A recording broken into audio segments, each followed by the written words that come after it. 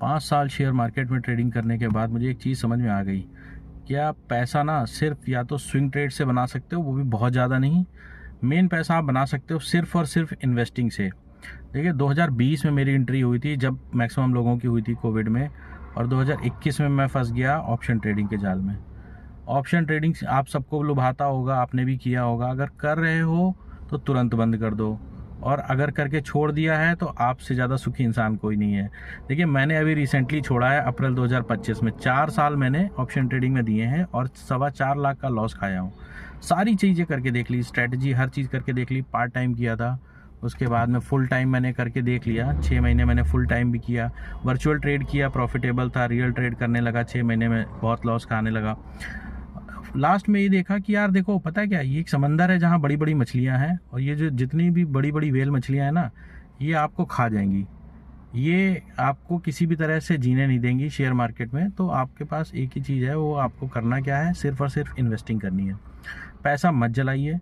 मैंने देखिए swing trade से पैसा बनाया है, नेट नेट में प्रॉफिटेबल हूँ। लेकिन अगर मैं बात करूँ ऑप्शन ट्रेडिंग में, तो मैं लॉस में हूँ। लेकिन जो स्विंग ट्रेड में भी मैं प्रॉफिट बनाया हूँ 5 सालों में, वो इतना ही है जितना शायद आप SIP कर लेते तो मिल जाता। तो नेट नेट कुछ मिला नहीं। एक लर्निंग बहुत बड़ी मिली। लर्निंग ये मिली कि भाई सिर्फ और सिर्फ इन्वेस्टिंग करो। अगर 2020 में जब मेरी एंट्री हुई थी, मैं कह रहा हूँ 21 में भी अगर मैं अच्छे अच्छे फंडामेंटल अच्छे शेयर्स में पैसा लगा देता और छोड़ देता उनको अगले 4-5 साल के लिए, तो शायद मेरी कैपिटल आज 3 गुना हो चुकी होती। लेकिन ऐसा नहीं हुआ, और मैं बार बार उसको बेचता रहा, खरीदता रहा, बेचता रहा, खरीदता रहा। तो इस तरह करते करते बहुत ज़्यादा पैसा नहीं बना पाया, बहुत पैसा फंसा भी है। लेकिन नेट नेट अभी ये समझ में आ गया कि भैया इन सब से दूर ही रहना है। अब तो स्विंग ट्रेड भी मैंने बंद कर दिया है, सिर्फ और सिर्फ इन्वेस्टिंग कर रखी है। पैसा अभी मार्केट इस समय गिरी हुई है, पोर्टफोलियो लॉस में है, आप लोग का भी हो सकता है होगा।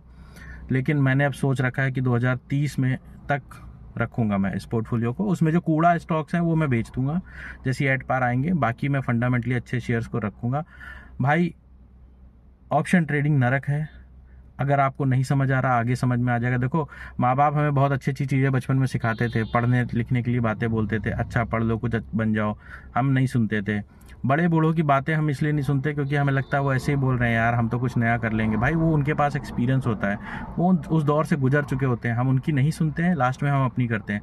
लेकिन वक्त हमें समझा देता है। समय से बढ़ के कोई टीचर नहीं होता, समय समझा देता है। अगर आज मेरी बात पे आपको बिलीव नहीं है ऑप्शन ट्रेडिंग, आप करके देख लो, सारी स्ट्रेटजी अपना के देख लो, हेजिंग करके देख लो, सेलिंग करके देख लो, बाइंग करके देख लो, हर चीज़ करके देख लो। लास्ट में आप end of the year loss में रहोगे। अगर आप 2 साल तक लगातार इंडेक्स को 10-12% का रिटर्न बना पाए, तो भाई आपको सल्यूट है फिर तो।